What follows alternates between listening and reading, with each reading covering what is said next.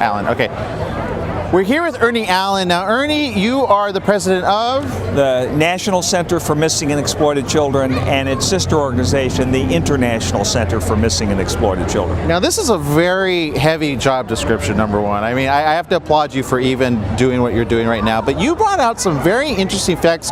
We see, you know, films that talk about internationally and where it's happening, the exploitation and the trafficking, but what's going on right now with it not being illegal in some places? Well, I think one of the challenges, one of the things we saw in Shed No Tears is, as important as it is to mobilize the community, to build that grassroots effort against this, first and foremost, there needs to be law. Right. Government, law enforcement in each country needs to address it.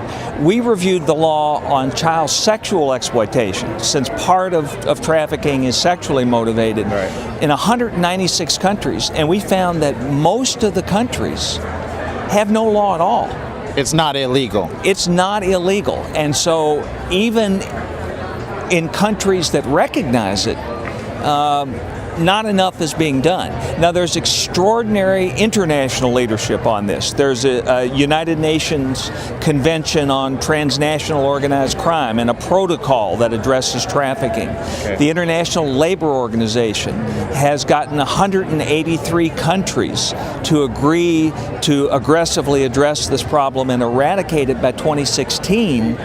But it wasn't until 2006 that Benin criminalized the trafficking of children.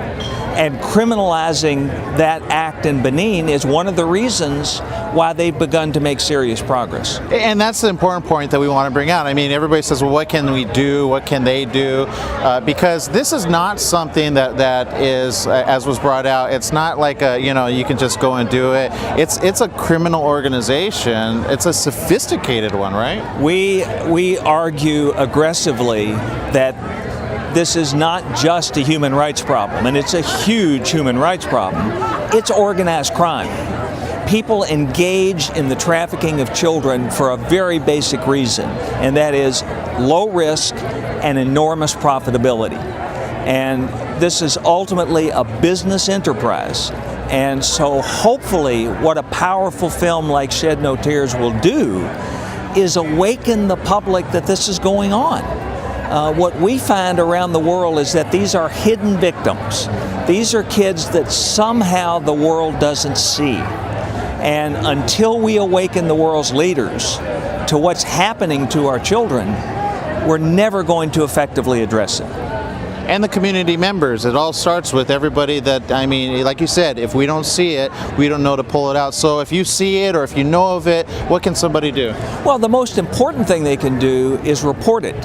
And here in the United States, we operate at the National Center what's called the Cyber Tip Line. It's okay, a 911 for the internet. Oh, okay. It's cybertipline.com. Really? So if you see it, if you suspect it, if you know about it, report it.